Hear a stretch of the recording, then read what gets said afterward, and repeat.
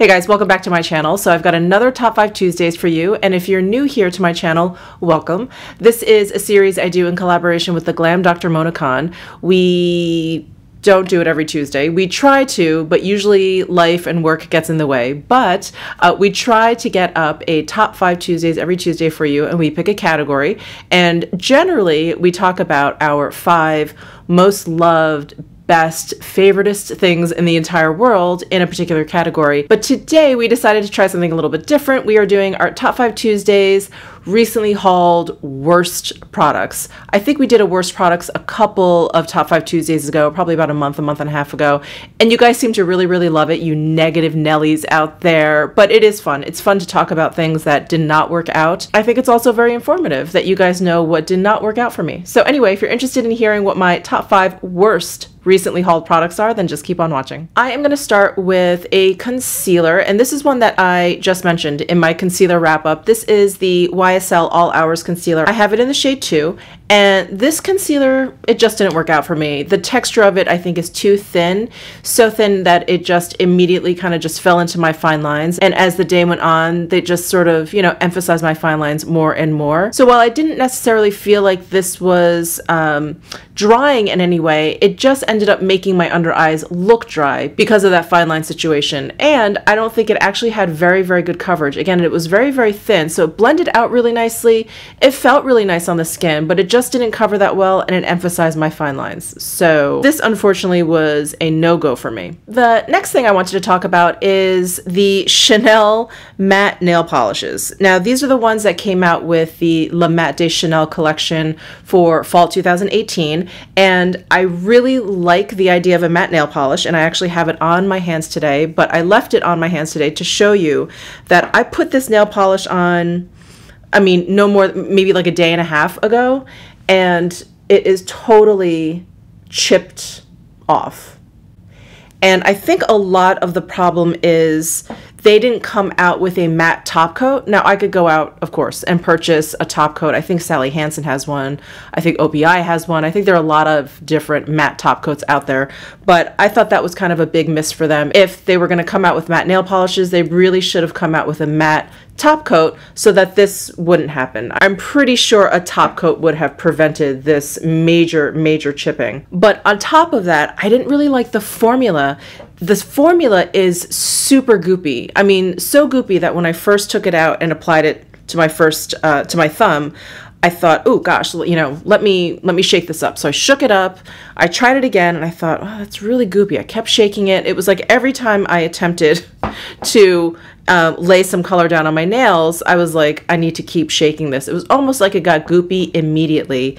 So it was really hard to get a nice smooth finish. Sometimes with like these gel polishes that are out now, they're really thick, but I feel like once you get it down, they kind of like settle down and almost like melt down to like an even finish. But these just kind of stayed goopy. And if I tried to fix it, you know, if you go over nail polish a little bit too much, it just got goopier and goopier.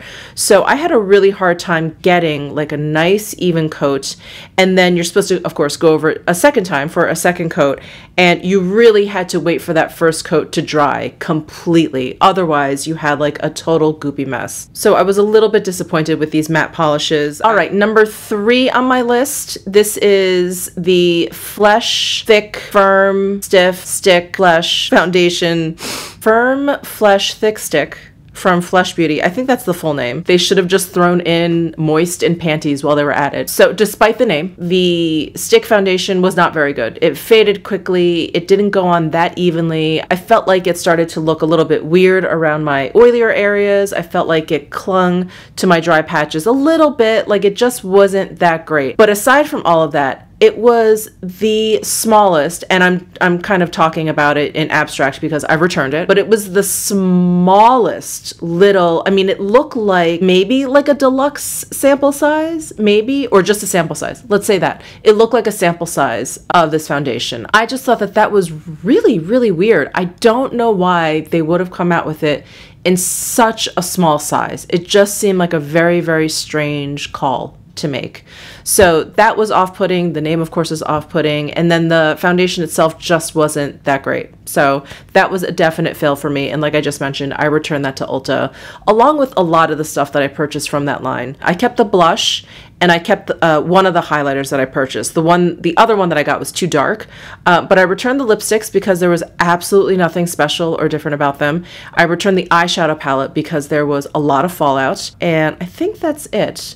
Anyway, I wasn't really the biggest fan of that entire line. I just didn't think the quality was there. All right, number 4 pains me to mention this product because I actually do love it a lot, but there is a major, I guess, flaw in its formula.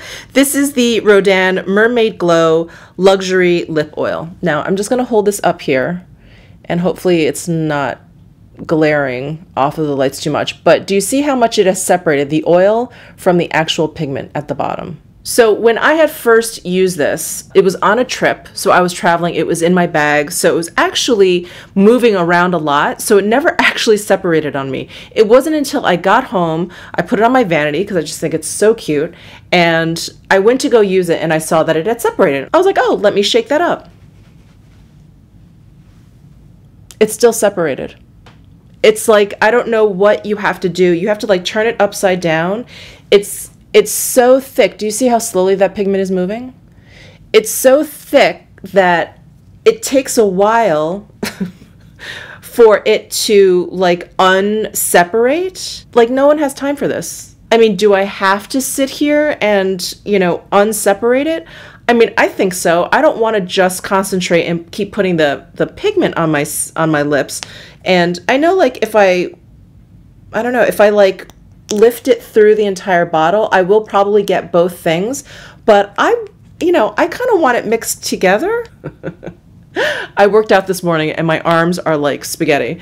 So that to me is just kind of a big miss. So last on my list here is the Armani Beauty Ecstasy Lacquers. I purchased 2 colors from the Tokyo Lights collection, the one that came out in the spring. So I actually mentioned the issue that I have with these when I haul these products because it's unmistakable. These lip products, they just smell like straight up alcohol, and it's not something that dissipates quickly. I remember putting it on and it just lingered. That scent lingered, and I remembered I mentioned it and I said, you know, are these bad? Can someone let me know if you guys have these out there?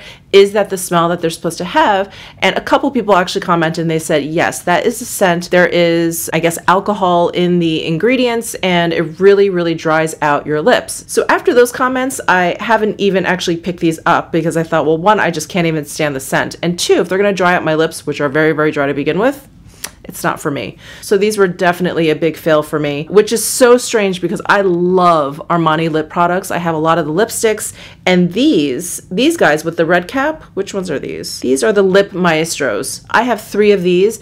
These are amazing. These are moussey. They dry down to kind of like a velvet texture where they're not transfer proof, but they're kind of like transfer resistant. They're just beautiful. They don't smell weird. They wear beautifully. The color range is really, really pretty, especially if you like really bold reds and corals. I think they even have like a bright purple. Just lovely. So I was pretty surprised at these Ecstasy lacquers. I don't know why they went down that road.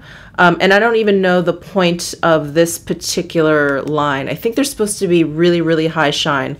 But anyway, they were a big, big miss for me. All right, so those are my top 5 fails, I guess, of recently hauled products. I hope you enjoyed this video. Don't forget to check out Glam Dr. Mona Khan's video and channel. I will link to both of them down below in my description box. And let me know what some of your fails of late have been. I would love to hear from you. Give this video a thumbs up if you enjoyed it and subscribe down below if you haven't already. I will see you in my next video.